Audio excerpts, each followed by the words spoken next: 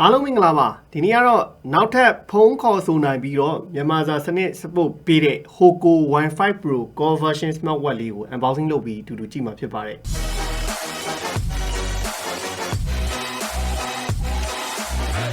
ဒါတော့ကျွန်တော် Hoco Wi-Fi Pro Core Version Smartwatch ပါဈေးနှုန်းကတော့8000ပဲအဲ့တော့ unbox လုပ်လိုက်အောင်ပါ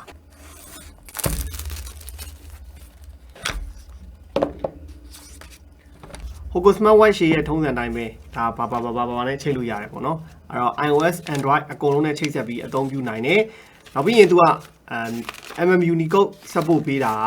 ာဒီကောင်းရဲ့အားသာချက်လို့ပြောတယ်နောက်ဒီမှာဆိုလဲကျွန်တော် instruction မှာတခါတည်း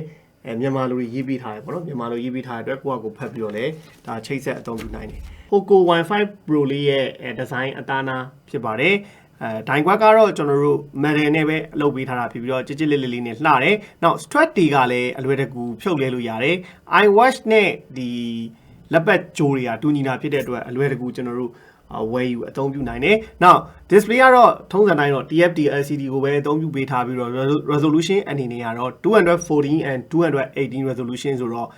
့ဒီ 1.86 inch ပေါ်မှာတော့အရင်ဖွာဆုံးနေတဲ့အနေထားတော့ရှိမယ်လို့တော့မထင်ဘူးကြည့်မယ်သူရဲ့ battery ကတော့ပုံမှန် basic usage သုံးမယ်ဟေးဆိုရင်7 ထိခံမယ်ပေါ့ပုံမှန်ကျွန်တော်တို့နည်းနည်းပါးပါး feature တွေထည့်သုံးမယ်ဟေးဆိုရင်3 day လောက်ထိပဲရမယ်လို့တော့ကျွန်တော်တို့ညွှန်ထားတာတွေ့ရပါတယ်ကျွန်တော်ဒီကောင်လေး power ဖွင့်ပြီးတော့ကြည့်မယ်ပေါ့နော် power လေးခဏဖွင့်လိုက်မယ်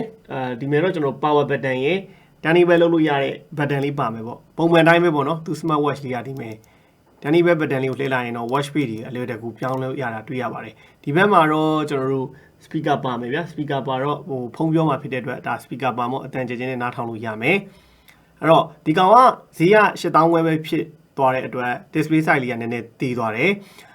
ကျွန်တော်တို့တနည်းအားမိတ်ဆက်ခဲ့တဲ့ wide air ထွားတော့ display နည်းနည်းပိုပြီးတော့ကြီးမယ်ပေါ့ဒါပေမဲ့ဒီကောင်ကတော်တော်ပုံစံသားနာလေးတော်တော်လှပပအနေထားမှာရှိပါတယ်အတူတူပဲဒီကောင်ဒီလဲကျွန်တော်တို့မြန်မာစာစနစ်ဆက်ပို့ပေးသလိုဖုန်းခေါ်ဆိုပြီးတော့အသုံးပြုနိုင်တယ်နော် iPhone နဲ့ပဲချိန် Android နဲ့ပဲချိန်အဆင်ပြေတယ်ပေါ့တကယ်တမ်းပြောရရင်ကျွန်တော်တို့ Wi-Fi version ကအစမ်းပေါ့နော်ပထမဆုံးကျွန်တော်ဝင်လာတာ Wi-Fi ဆိုပြီးဖုန်းခေါ်လို့ရတယ်ဆိုဟိုကိုက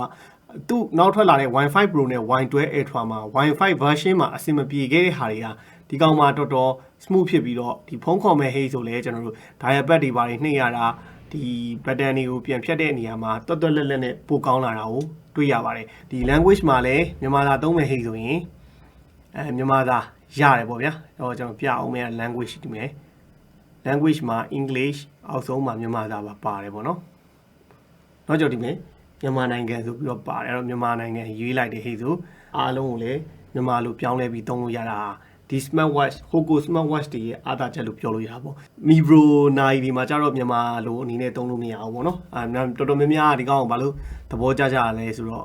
ဒီလိုသုံးလို့ရတဲ့သဘောကျတာပေါ့နော်အားသိန်းကျိုးကတော့ပုံမှန်တိုင်းပဲပေါ့နော်ကျွန်တော် magnetic နဲ့ပဲလာတယ်အခုနောက်ပိုင်းကအဲ့ဒါကောင်းတယ်ဗျ magnetic နဲ့ဆိုတော့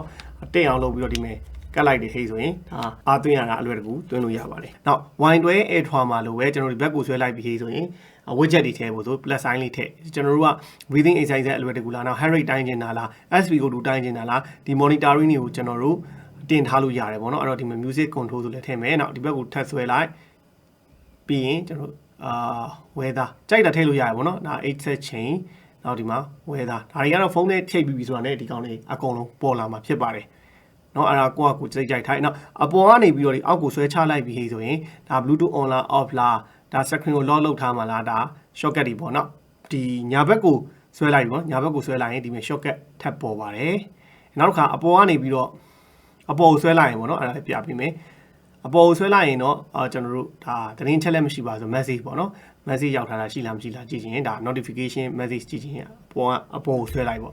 အဲ့တော့ကျွန်တော်တို့ပုံမှန်တိုင်းပဲပေါ့ဗျာသူက RDFit ဆိုတဲ့ application လေးကို App Store သို့မဟုတ် Play Store ကနေပြီးတော့ download လုပ်ရမယ်ကျွန်တော်တို့တနည်းအားဖြင့် download လုပ်ထားတာဆိုတော့ဒီမှာ RDFit ဆိုတာလေးရှိရပေါ့နော်ဒီ RDFit လေးနဲ့ကျွန်တော်ချိန်လိုက်မယ် RDFit ဟုတ်ပြီအဲ့တော့ device ထဲမှာကျွန်တော်တို့ add device ဆိုတာရှိရဗျာ add device မှာတစ်ချက်နှိပ်လိုက်နှိပ်ပြီးဒီပဲကျွန်တော်ရှာလိုက်ရင်ချက်ချင်းတွေ့တာပေါ့နော် Hoco Wi-Fi Pro ဆိုပြီးတော့ကျွန်တော်တို့ချိန်လိုက်ပါမယ်နောက်တော့ back လုပ်လိုက်ပေါ့နော်ဒီလိုလုပ်လိုက်တာနဲ့ကျွန်တော်တို့ကဒီ Hoco Wi-Fi Pro ကကျွန်တော်တို့ရဲ့ဒီဟိုမှာချိန်နေပါပြီเนาะဒီမဲ့ Wi-Fi Pro เนาะအဲ့တော့ဖုန်းခေါ်ခြင်းနဲ့ဟိတ်ဆိုရင်တော့ကျွန်တော်တို့ကဒီ audio ပေါ့နော် audio မှာချိတ်ဖို့လိုပါတယ်ပြီးရင်ကျွန်တော်ဒီမဲ့ audio Wi-Fi Pro ပေါ့နော်ဖုန်းခေါ်လို့ရအောင်နော် audio Wi-Fi Pro ကိုဒီမဲ့ချိတ်ခဲ့လို့ရတယ်အဲ့တော့မချိတ်သေးဘူးကျွန်တော် music control လေးလည်းပြချင်လို့ဒီမဲ့ခဏဒီဘက်ထွက်လိုက်အောင်မယ်ထွက်ပြီးရင်ကျွန်တော် music control လေးပြလိုက်မယ်ဒါဆိုရင်ဖုန်းကနေပြီးတော့အတန်ထွက်တယ်ပေါ့เนาะကျွန်တော်တို့เนาะဖုန်းကနေအတန်ထွက်တယ်အဲ့တော့ဒီ audio Wi-Fi Pro ကိုချိတ်လိုက်ပြီးဟိဆိုရင်တော့နာရက်နေအတန်ထွက်မှာဒါလေးပါတစ်ချက်ပြောခဲ့ချင်တာတနည်းအားကြောင့်ကျွန်တော်ကချိတ်ပြီးတော့မှဒီမဲ့ဆိုရင်တော့ဒီမဲ့ audio ချိတ်လိုက်ပြီးဆိုရင်တော့နာရက်နေအတန်ထွက်မှာပေါ့တကယ်လို့အားကြောင့်ပြောတာเนาะကျွန်တော်တို့ကတကယ်လို့ကဒီနာရက်နေမထွက်သေးချင်ဘူးဆိုရင်တော့ဒီ audio လေးကိုပြန်ဖြုတ်လိုက်အဲ့ဒါဆိုရတယ်เนาะဒါတနည်းအားမပြောခဲ့တယ်လို့နောက်ဒီမှာ weather တို့ Fahrenheit အပူချိန်ပါညာကွကွကိုဖုန်းနဲ့ချိတ်လိုက်ပြီးတော့ねအလွယ်တကူကြည့်လို့ရတယ်နောက်ဖုန်းခေါ်မဲ့ဟိတ်ဆိုလဲနိုင်ရနေတာဆိုရင်ခေါ်လို့ရနေပြီကဲမခေါ်သေးပါဘူးเนาะကျွန်တော်တို့ဒီမှာ Unicode ကအမှန်တိုင်းပေါ်တယ်ပေါ့နော်ထူးရှယ်ငွေဖြည့်သွင်းမိပါပြီဆိုပြီးတော့ဒီမဲ့မြန်မာစာ Unicode လဲပြန်အသုံးပြုလို့ရပါတယ်ဖုန်းခေါ်မဲ့ဟိတ်ဆိုလဲပြဿနာမရှိဘူးဗျာကျွန်တော်တို့ဒီ Tanning Web တန်းလေးတစ်ချက်နဲ့အဲ့ပြီးရင် Dialing Pad တွေကိုသွားကိုဒါရပတ်39ခွန်9ခွန်88 5585ပြီးရင်ခေါ်လိုက်ပါခေါ်နေပေါ့နော်အောက်မှာခေါ်နေပြီအေးဘာမဟုတ်ဒီကဟိုဖုန်းဆန်းတာအေးဟုတ်ပြီဒါပဲဒီနေ့တိုင်းပဲပေါ့နော်ဖုန်းခေါ်တာလဲအားလုံး okay အဆင်ပြေတယ် web page ကတော့ကျွန်တော် please wait ပဲတွေ့နေပါတယ်ကျွန်တော် Wi-Fi Pro မှာတော့ customize web page ထားလို့မရဘူးထင်ပါတယ်ဘာလို့လဲဆိုတော့ဝင်ပြီးတော့ကျွန်တော်ချိန်မဟိဆို please wait ဆိုတော့ maybe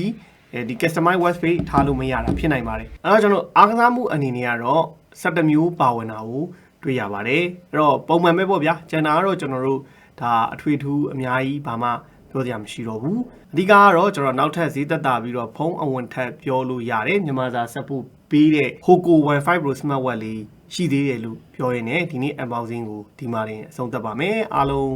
ဘိုင်းဘိုင်းပါခင်ဗျာ